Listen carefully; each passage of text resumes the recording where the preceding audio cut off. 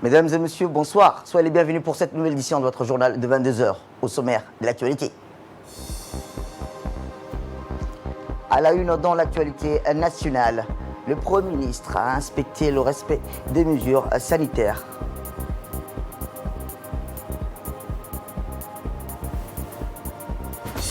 Et enfin, dans l'actualité internationale, l'OMS met en garde contre une seconde vague en Europe cet hiver. C'était les titres. Merci si vous nous rejoignez. Nous commençons ce journal par ce communiqué urgent qui nous est parvenu du ministère de l'Intérieur. À partir de demain commence un déconfinement graduel de 7h à 18h. Respecter les gestes barrières et la distanciation sociale. Eh bien, concernant le point de presse de la situation du Covid-19 dans notre pays, écoutons le secrétaire général du ministère de la Santé. Presse sur la situation du Covid-19 à Djibouti ce samedi 16 mai 2020 se présente ainsi. 228 tests réalisés, 22 cas se sont révélés positifs. 15 cas sont déclarés guéris. Aussi, à la veille de confinement, le défi des autorités reste le ralentissement de la transmission du Covid-19 par l'intensification du contrôle de l'application des mesures barrières. Les dispositifs prévus au niveau des centres de santé et des hôpitaux seront renforcés par le port obligatoire des masques et le lavage systématique des mains pour les consultants et les accompagnants. Il est aussi important de souligner qu'aucun consultant et accompagnant ne sera admis au sein d'une structure de santé sans masque médical ou artisanal. Par ailleurs, les campagnes de sensibilisation et de communication seront intensifiées à travers les médias et les relais communautaires. Enfin, le numéro vert 1517 demeure toujours disponible pour signaler tout cas suspect ou pour toute information utile à la population concernant le Covid-19.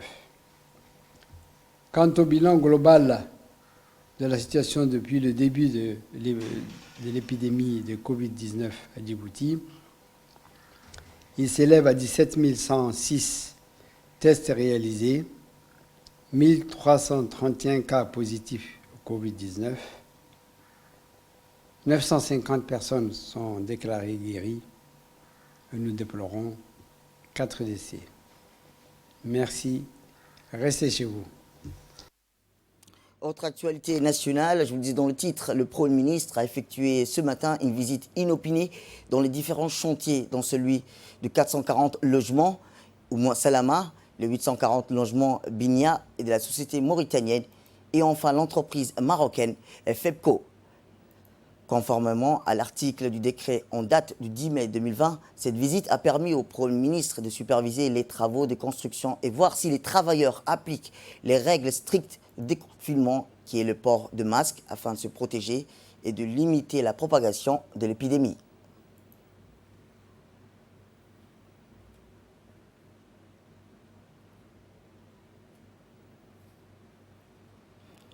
Le Premier ministre a dans cet objectif visé les chantiers de construction et voir dans les plus stricts respects si les mesures sanitaires prescrites par les autorités de la santé publique sont...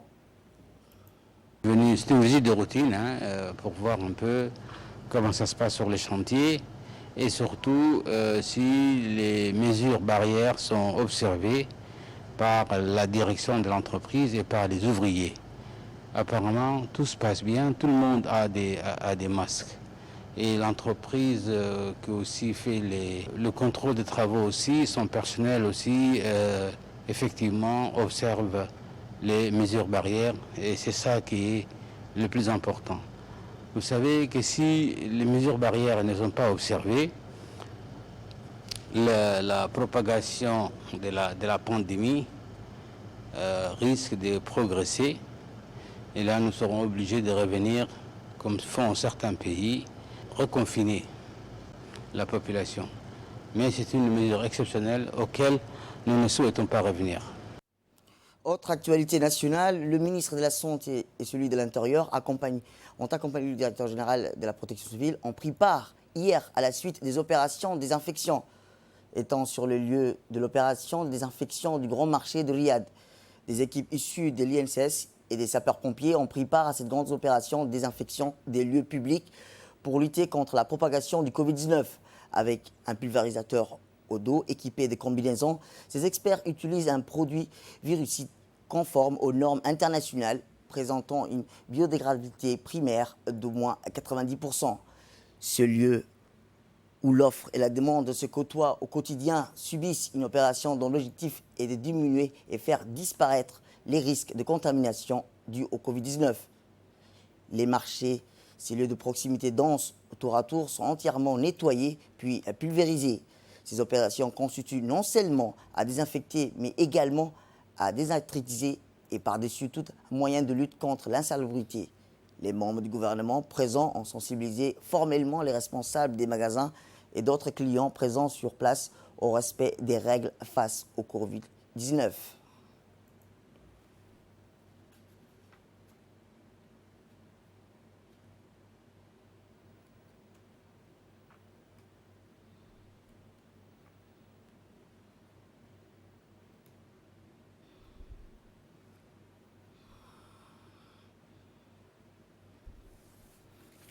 Le ministre de la Santé a rappelé qu'il est important que la population doit respecter les mesures édictées par les autorités face à la propagation du Covid-19. Tous les commerçants ou responsables des boutiques du marché de Riyad doivent se munir des masques et respecter la distanciation sociale. La population ne devrait pas prendre à la légère tout cela. Avec le ministre de l'Intérieur, a-t-il rappelé, nous constatons que les opérations en désinfection se déroulent comme il faut grâce aux techniciens de l'INSS et les sapeurs-pompiers. Ce lieu, rappelant où l'offre et la demande se côtoient au quotidien, doivent subir ces opérations dont l'objectif qui doit faire diminuer et faire disparaître les risques de contamination du Covid-19. Tout cela pour le bien-être de la population. Autre actualité nationale, dans le cadre des actions de solidarité entreprises pour atténuer les effets des mesures de lutte contre l'épidémie du Covid-19, une délégation conduite par le secrétaire d'État à la décentralisation, M. Hamadou Mohamed Aramis, conjointement avec le département du ministère des Affaires sociales et de la solidarité, s'est rendu hier à Adguenou, dans la région d'Obok. Ce village est situé à l'extrême point nord-ouest du pays, au cœur d'un territoire au climat aussi rude et aussi difficile que Garabitsan. Le ministre en charge de la décentralisation, accompagné des représentants du ministère des Affaires sociales et de la solidarité, du ministère de la Santé, a été accueilli par le préfet d'Obok, Abdelmalik Mohamed Banoïta, et par le sous-préfet d'Alaïli Dada, M. Ahmed Ali Aden, ainsi que par M. Ahmed, vice-président du conseil régional d'Obok. Je suis venu m'enquérir de votre situation en ce début d'été et en cette période de confinement décidée pour barrer la route à la propagation du Covid-19. J'ai l'honneur de vous remettre un don alimentaire du comité de pilotage de la gestion de cette crise sanitaire, a d'emblée déclaré le secrétaire d'État à la décentralisation, M. Hamadou Mohamed Aramis, dont les propos faisaient suite à ceux du préfet et du président du conseil régional. Ces derniers avaient eux aussi abondé de ce sens, notant que le docteur Ibrahim Mohamed Dimbio, médecin-chef d'Obok, avait précédé la délégation à Adguenou avec son équipe. Et c'est à l'ombre d'un acacia que le docteur Dimbio et ses infirmiers ont pu donner des consultations à celles et ceux qui ont manifesté leurs besoins. Adguenou, situé loin des centres urbains et des axes routiers dans un territoire difficile et accidenté, souffre de sa situation géographique. Mais des actions concrètes sont menées régulièrement depuis quelques années afin de remédier à cet état de choses.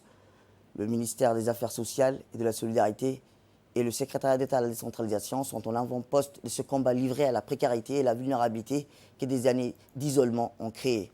La rencontre de vendredi et le réunion avec le chef coutumier ont offert l'occasion aux uns et aux autres de faire le tour des principales difficultés rencontrées par la population. L'accès à l'eau, le soin de la santé, l'aide alimentaire. Les autorités ont pris note des doléances et sont engagées à multiplier les rencontres de ce type afin que la difficile résilience de cette population touchée en plein fouet et par le changement climatique ne s'apparente pas de la résignation. Écoutons à présent le préfet de Bok.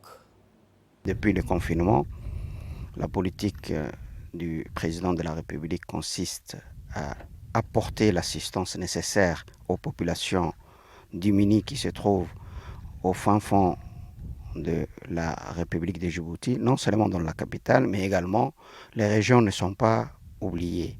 Ceux-ci ont été planifiés par le comité de pilotage dirigé par les premiers ministres, M. Abdelkader Kamil. La distribution a été planifiée dans le cadre d'appui apporté pour les populations les plus démunies qui s'est déplacé avant pour assurer leur subsistance. Toutefois, les mesures barrières de confinement établies et le respect de ces mesures ont amené le gouvernement à apporter l'assistance nécessaire à toute sa population. Les moyens qu'il dirige vers les régions, nous essayons de les apporter pour les populations qui se trouvent dans l'arrière-région. Je tiens à remercier dans ces cadres les ministres de la décentralisation, malgré le ramadan, et s'est déplacé dans ces contrées très éloignées de la région de Bok. Je tiens aussi à remercier la ministre des Affaires sociales et de la solidarité et l'ensemble du gouvernement, ainsi que les présidents, pour cette assistance ô combien important pour la population de la région de Bok. Toujours dans le cadre de la sensibilisation lancée par le gouvernement pour lutter contre la propagation du Covid-19 à Djibouti, une commission constituée d'un réseau de jeunes leaders issus des différentes zones de la capitale et des cadres du secrétariat d'État à la jeunesse et au sport a mené des actions conjointes sur le terrain, notamment auprès des commerçants. Il s'agissait de rappeler particulièrement aux commerçants pourquoi il est impératif de respecter les gestes barrières et les mesures préventives impliquées par le décret présidentiel.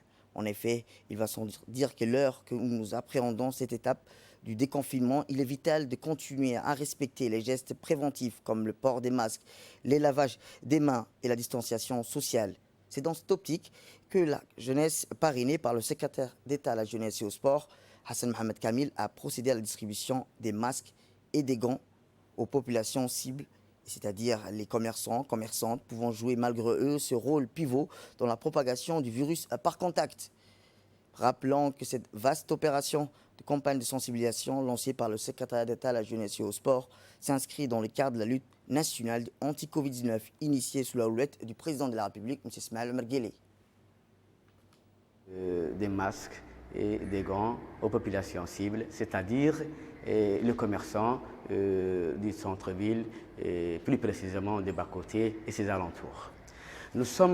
Comme nous sommes à la veille de la Eid el-Fitr, et comme nous sommes à la veille du déconfinement, et à quelques jours de la Eid el-Fitr, il nous est apparu nécessaire de sensibiliser ces groupes de personnes qui vont être envahis par la population la semaine prochaine. Cette vaste campagne de sensibilisation lancée par le secrétaire d'État à la jeunesse et au sport, qui s'inscrit dans le cadre de la lutte nationale contre le Covid-19, va continuer sur le terrain, au plus près de la population, dans le but de prévenir et de responsabiliser nos concitoyens vis-à-vis de cette maladie hautement contagieuse. À Tadjoura à présent, où l'association de la jeunesse et de Dafainatou a organisé une journée de sensibilisation pour les habitants de Dafainatou avant que la cloche de déconfinement sonne dans la République. Suite au déconfinement que nous sommes à la phase finalement du Ramadan, les habitants se rendront à la capitale pour ses besoins et pour la Eid el-Fitr. Le but de cette sensibilisation est de respecter les règles qui ont été décrétées par le gouvernement, d'éviter les rassemblements, de respecter la distanciation d'1 mètre pour éviter le contact, port des masques obligatoires lors de vos déplacements ou en voiture pour se protéger de toute maladie transmissible, lavage des mains et à chaque heure avec du savon.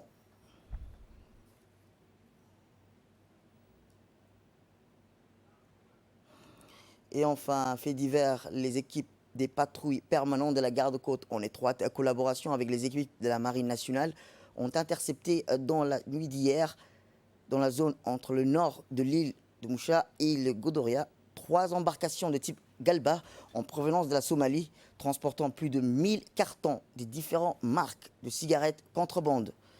4 membres d'équipage de nationalité yéménite, dont le pilote, ont été arrêtés au cours de cette opération et devront répondre de leurs actes devant la justice. Ces produits contrebande de plus de 1000 cartons, dont chacune contenait 50 paquets, étaient destinés à être écoulés illégalement dans le marché local, afin de fragiliser l'économie nationale en créant une concurrence déloyale. La garde-côte, conjointement avec la Marine nationale, continue de multiplier leurs efforts communs visant à mettre un terme aux activités de ces contrebandiers qui visent à anéantir le développement économique fulgurant de notre pays. L'enquête a été confiée à la brigade de recherche et d'investigation des affaires judiciaires de la garde-côte et les marchandises contrebandes sont saisies au port de pêche dans l'attente d'une décision judiciaire. Et dans l'actualité internationale, en Burundi, je vous le disais, le torchon brûle entre le gouvernement burundais et l'Organisation mondiale de la santé par le biais d'une lettre du ministère des Affaires étrangères, date du mardi. Le gouvernement burundais a ordonné l'expulsion d'ici vendredi de 4 experts de l'OMS chargés de conseiller sur l'épidémie du Covid-19. Une telle tentative d'expulsion avait été engagée en avril par le ministre des Affaires étrangères avant d'être suspendue à l'issue des échanges entre le chef de l'État et le directeur général de l'OMS, selon des sources diplomatiques administratives. Ces expulsions qui interviennent à quelques jours des élections présidentielles et législatives donnent du grain à moudre aux détracteurs de Pierre qui l'accusent de se minimiser sciemment à l'ampleur de la maladie pour éviter que la population s'interroge sur l'opportunité de maintenir les élections. C'est la fin de cette édition. Merci à vous de l'avoir suivi. Mais avant de clore, rappelons que demain, commencera un déconfinement graduel de 7h à 18h. Respectez les gestes barrières et la distanciation sociale. D'ici là, merci de l'avoir suivi.